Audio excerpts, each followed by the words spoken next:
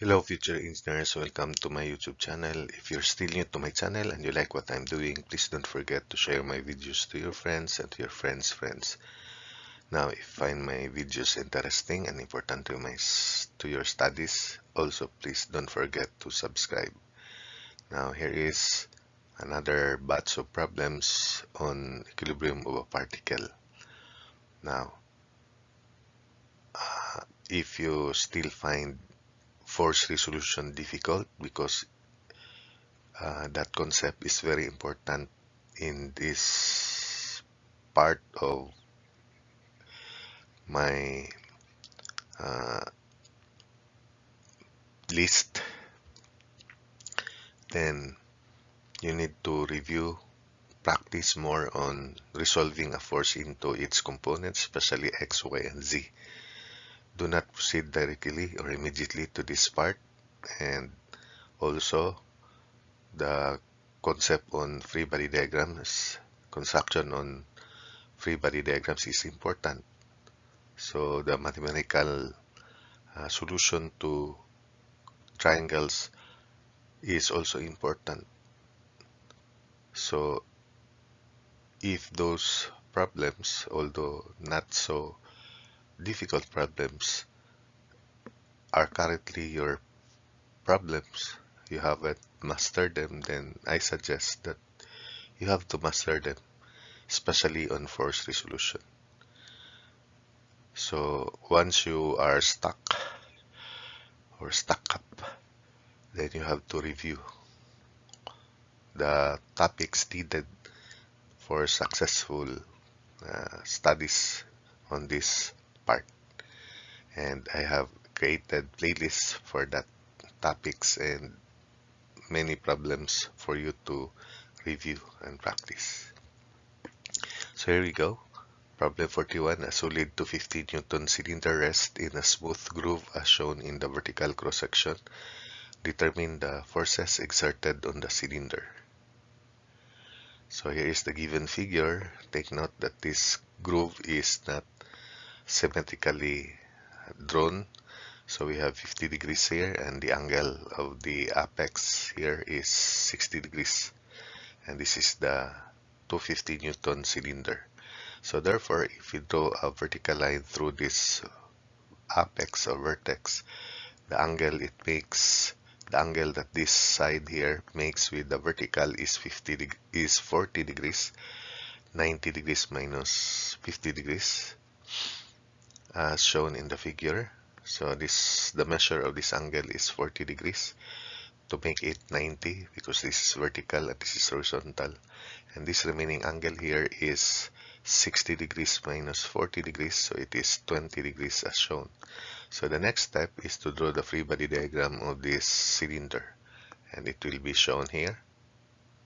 So let's call the contact points with the cylinder as A and B. The left is A and the right is B as shown. And this is the free body diagram. So we have 250 newtons, NB, then NA. Take note that the normal to B, and I already presented this in my lecture videos on statics, that the measure of the angle between the vertical and NB is also the angle that the inclined plane makes with the horizontal. So if this is 50 degrees, then this measure of angle is also 50 degrees. And if the angle here, the measure of the angle here is 70 degrees, 70 degrees is 180 minus 50 minus 60. So 50 plus 60 is 110. So 180 minus 110 degrees is 70 degrees. So this is 70 degrees. Therefore, the normal to this plane, the normal axis to this plane makes an angle of inclination, which is 70 degrees. So that's why this is 70 degrees. And because this is 50 degrees, this is also 50 degrees. So first, summation forces horizontal equals 0. So the horizontal component of NA is NA sine 70, this component here, opposite to 70 degrees. Then minus NB, because this is leftward, NB sine 50 equals 0. So NA sine 70 degrees minus NB sine of 50 degrees equals 0. So expressing NB in terms of NA, NB is equal to NA sine 70 over sine 50 degrees, and that is 1.2267 NA in decimal form. Next, summation forces vertical equals 0. By the way, for equilibrium of a particle, the equations of equilibrium are summation forces x0, summation forces y equals 0, and summation forces along z equals 0 if it is a three-dimensional equilibrium problem. Now,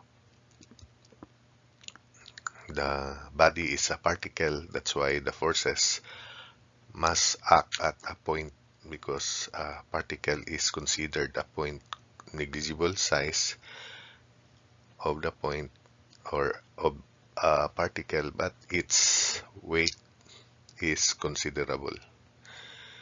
So likewise, summation forces vertical equals 0. The vertical component of NA is NA cosine of 70, this part here, and it is upward, plus NB. Also, this component of NB is vertical adjacent to 50 degrees, so it is NB cosine 50, and it is upward also, so positive. Then minus 250 equals 0. Then replacing NB with 1.2267, so NA cosine 70 degrees plus quantity 1.2267 NA times cosine of 50 degrees equals 250 newtons. So finally, we can solve for NA. NA is equal to 221.1 newtons. Substitute here, so we can solve NB 1.2267 times 221.1. So NB is equal to 271.2 newtons. So that's it for this problem. And for your part, here is your, by the way, another way is by force triangle. So we have 250. Next, I'll draw NB.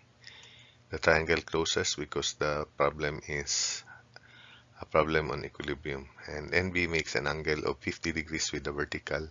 So this is 50 degrees. And that closes the triangle because the system is in equilibrium. NA makes an angle of 70 degrees with the vertical, or the 250 Newton force. So this is 70 degrees. Therefore, this remaining angle is 180 minus 70 minus 50. So 60 degrees. Then we solve NA and NB by the law of sines. So NA as to sine 50 degrees equals NB as to sine 70 degrees equals to 50 as to sine of 60 degrees. So from here, we can now solve NA. NA is 250 sine 50 over sine 60, and that is equal to 221.1 newtons. NB is 250 sine 70 over sine 60, and that is equal to 271.2, which is the same as this. For your part, here is your problem. So we have a 50 kilogram cylinder to be converted into newtons.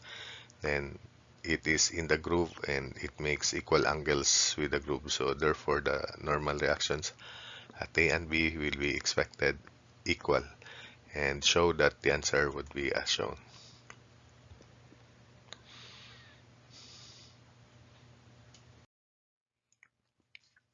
So for example 42 on equilibrium of a particle, a right circular ruler of weight Q rests on a smooth horizontal plane and is held in position by an inclined bar AC as shown below.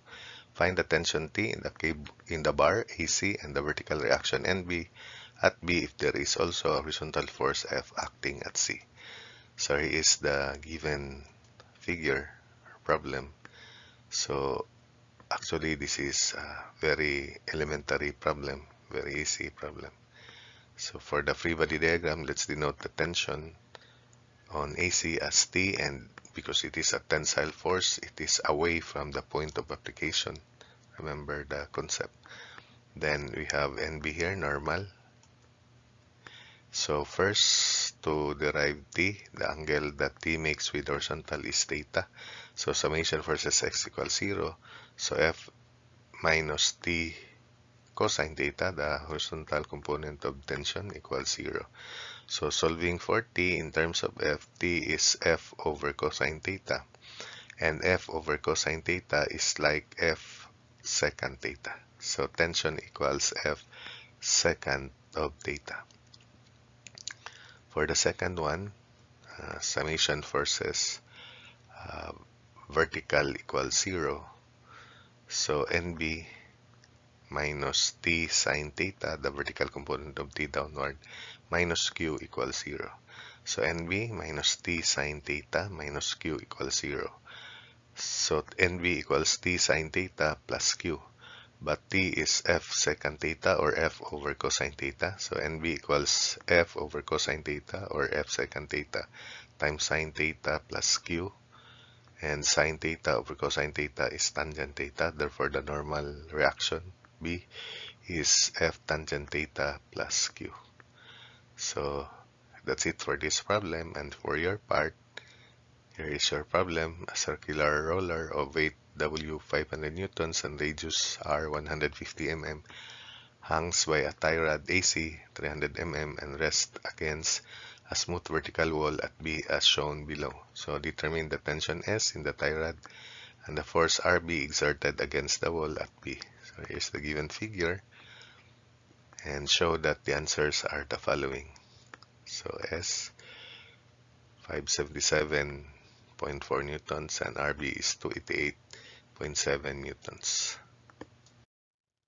So for the last problem on this video, what axial forces does the vertical load P induce in the members of the system shown below? Neglect the weights of the members themselves and assume an ideal hinge at A and a perfectly flexible string BC. When we say ideal hinge means it is frictionless hinge, and when we say flexible string, it means that the string is not capable of resisting moment or the moment at every section is zero or negligible. And when we say axial force, it is either tension or compression. So to solve this problem, although this is very elementary, we just write equilibrium equations at joint B here. And let's assume that the forces, axial forces, are all in tension, so away from the point of application as shown, so SBC and SAB as shown. If the result is positive, so that means they are indeed in tension. But if the result is negative, it means that the force is in compression. So first, at B, summation forces vertical to solve for SBC in terms of P.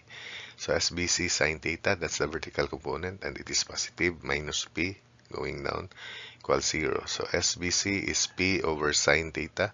P over sine theta is P cosecant theta. So since it is positive, it is tension. So that's SBC, the axial force on BC, in the string BC. Then summation forces horizontal equals 0, leftward positive.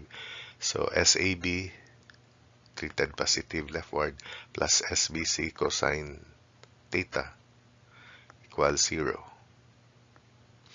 So SAB is negative SAB cosine theta.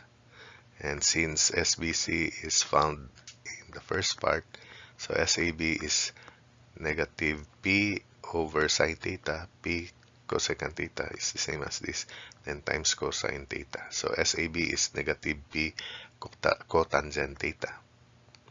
And because SAB, the axial force on AB, is negative, so we make it positive and indicate that it is in compression. So SAB is P cotangent theta compression. Then for your part, here is your problem. What axial forces does the vertical load P induce in the members of the system shown below? Make the same idealizing assumptions as in problem 43 here, and show that these are the answers. SBC P tangent data, and it is tension, while SAB is P secant theta and it is compression. In general, when the system equilibrium of a particle involves cables, string, cords, they are expected to be in tension.